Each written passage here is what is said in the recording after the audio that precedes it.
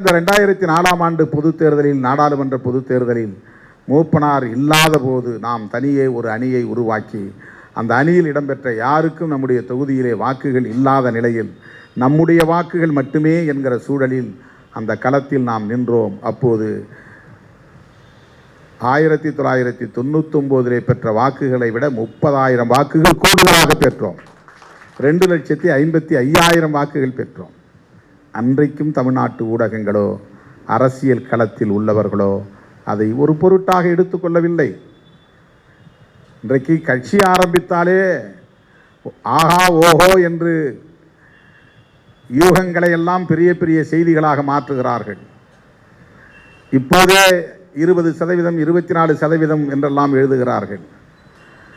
அடுத்த முதலமைச்சர் இவர்தான் என்று ஊடகங்களே வரிந்து கட்டிக்கொண்டு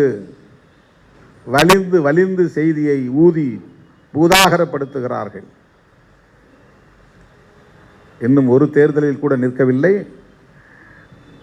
வாக்குகள் எவ்வளவு என்பது யாருக்கும் தெரியாது. ஆனாலும் இந்த சமூகமும் இந்த ஊடகமும் எத்தகைய அணுகுமுறைகளை கொண்டிருக்கின்றன என்பதை நீங்கள் புரிந்து கொள்ள வேண்டும்.